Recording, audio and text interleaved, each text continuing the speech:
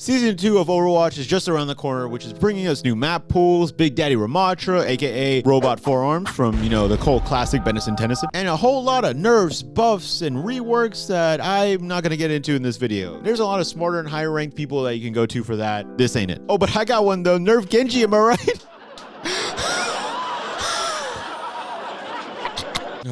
TikTok really knows how to kill a joke, huh? No, but I actually want to talk about stuff that they can actually improve on that will please the average plat-placed smooth brain that I have. Basically, aesthetics. I want shiny, pretty, cool, unique. Bring it back. And sorry, I might sound a little boomer-esque in this video because I'm going to advocate to bring a lot of stuff back from Overwatch 1.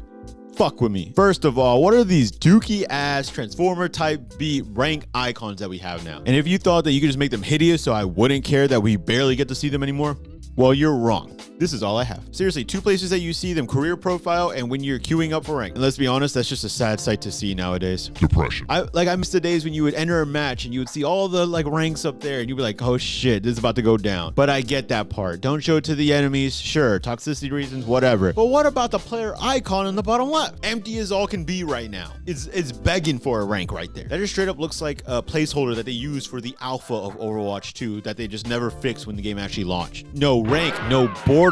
And what the fuck did the being on fire system ever do to you guys? That one legitimately blew my mind because I cannot think of a real reason why that needed to be removed. All it does is boost your morale. And there was no actual toxicity. Nobody was actually mad if a player wasn't on fire. The most you ever got from that was a joke about, oh, whoever's not on fire is a virgin. My Hanzo looking ass be like, present. I was actually talking to my friend the other day about missing that feeling of absolutely popping off and hearing the sound of the flames ignite behind your character. And then at that moment, you hear your character say the most badass line you've ever. Okay, let's be real. It was pretty cheesy lines, but it served its purpose. It got you going, man. A truly unique feeling to Overwatch 1 that they just took away from us, just like our loot boxes. Damn you. Finally, I like that this sequel is trying new things. 5v5, dope. Role passives, sick. But one thing I truly believe needs to go is the whole 7 wins or 20 losses to get your next placement. I get it, wanting a more positive mentality going into competitive, more focusing on improving rather than just the number going up. And let's think of it from the other side of a corporation that needs to make more moolah, which requires you to be on the game longer. So maybe in their mentality, they think that if you see more of a bigger goal, that means that you're going to play longer to try to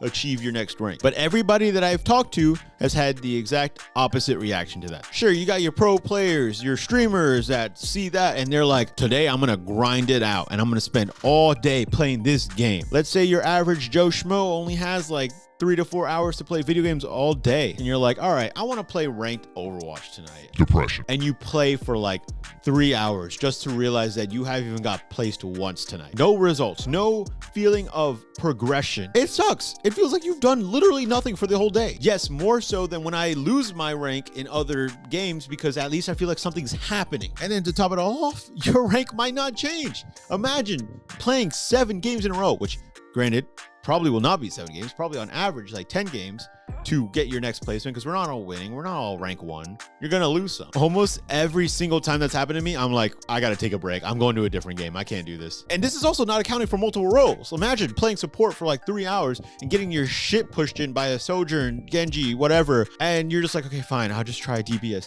And then you just see the ticker climb up and you're like, oh, I still have 6 more wins in order to feel something again. Now, do I think the old SR system is the solution? I truly don't know. But I do think that this new current system, it's just not it. It's slowing down the momentum for your average everyday players. And if you look at my history, sure, I am playing that much, but my friends aren't. I want my friends to play with me. And I'm gonna be honest, I played Valorant the other day. That shit was buzzing. And Overwatch?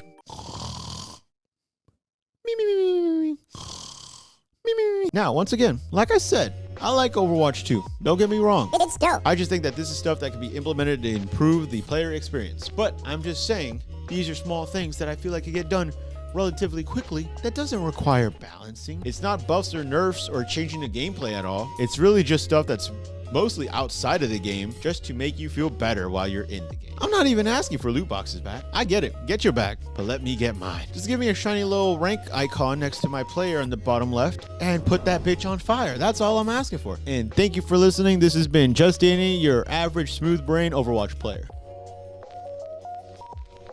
Actually, forget everything I just said. Just bring back Scatter Arrow. That's all I need.